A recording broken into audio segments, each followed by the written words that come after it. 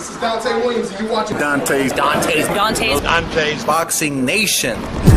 This is Showtime, Sean Portman. Filipino Flash, Jesse Burns. This is Al Bernstein. You're watching Dante's Boxing Nation. Hi, I'm Sugar Ray. Chick Shape. Search over last name, Dante's Boxing Nation. Boom, boom, boom, boom. Yo, this is Deontay the Bronze Bomber Wilder. My name is Golovkin. And you're watching Dante's Boxing Nation.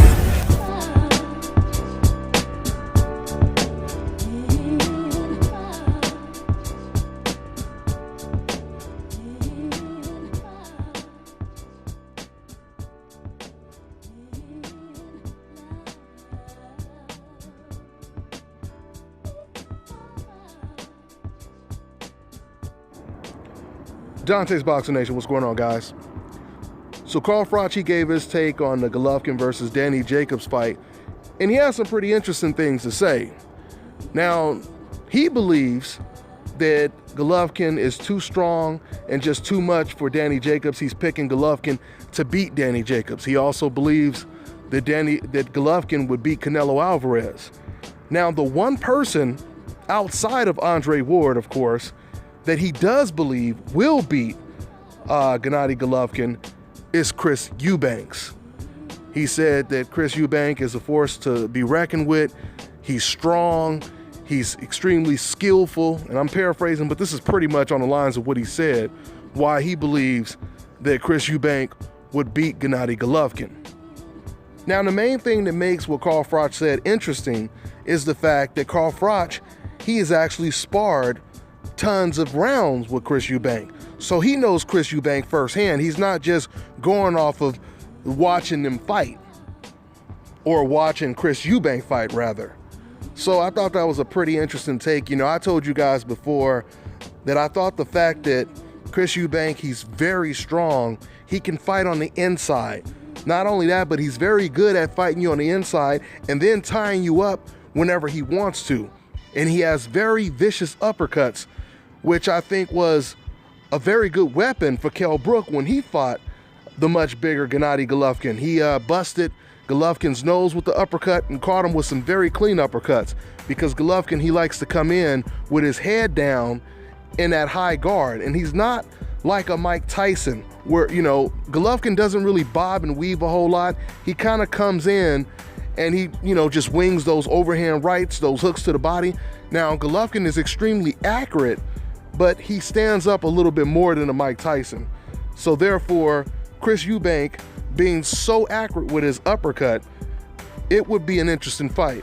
Because see, with his uppercut, he can lead with the uppercut or he can set it up with punches.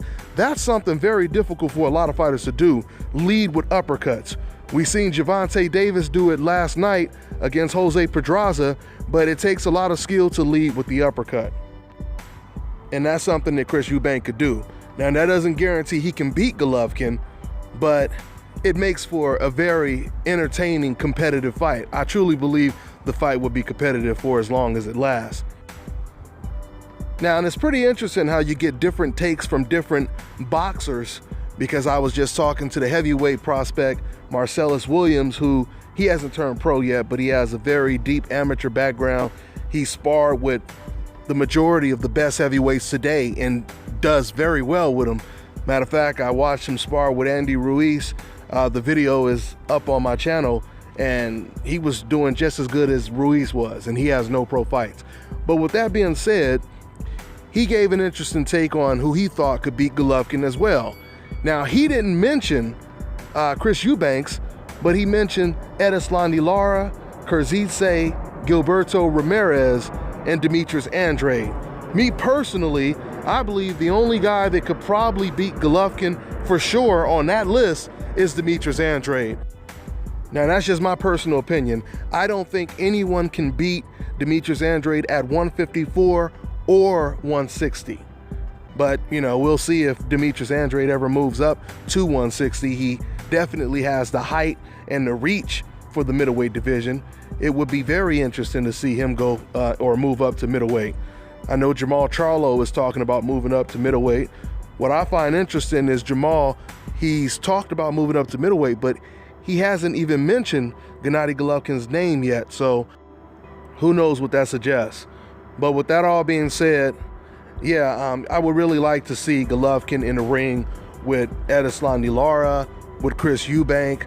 I'm really happy that Golovkin is getting in the ring with Danny Jacobs this year in March. I think that'll be a very exciting, entertaining fight. And, you know, even though Danny Jacobs, he's been knocked out before, he was knocked down by Sergio Mora, I've said it once and I'll say it again, this is still a step in the right direction. If Golovkin were to go in there and just obliterate Danny Jacobs, that will still be an impressive win. And I'll give him the credit for it. I mean, once again, it's not like beating an undefeated fighter like Charlo knocking out Julian Williams, who a lot of people favored to beat Jamal Charlo, but it's not on that level, but it's better than him knocking out Dominic Wade or whatever it is. I think it was Dominic Wade, right? It's better than that kind of win to me, and it's more impressive than a David Lemieux win, because David Lemieux, who was also knocked out before he fought against Golovkin, the one thing about David Lemieux is he would get beat up all the time, all right? At least with Danny Jacobs, even though he's been knocked out, he's been looking good in the last recent years. So that's the difference. So this is definitely a step up in the right direction. I mean, put it this way, in terms of stepping up in competition, when it comes to opponents for Golovkin, it may not be a steak and lobster dinner, but it's way better than a bologna sandwich. And speaking of this, let me just say this to the boxing fans that defend Golovkin no matter what he does. When you sit over here and you say, oh, Golovkin is going to destroy this bum who has no chin and, you know, et cetera, et cetera, et cetera, I'm just telling you, you're not doing Golovkin any favors, because all you're trying to make it sound like is Golovkin is picking another easy opponent. And I wouldn't say that this is an easy opponent. Clearly, we can never overlook the fact that Danny Jacobs has gotten knocked out before, but like I said, this is still a step up compared to the previous type of opponents that Golovkin has been in the ring with.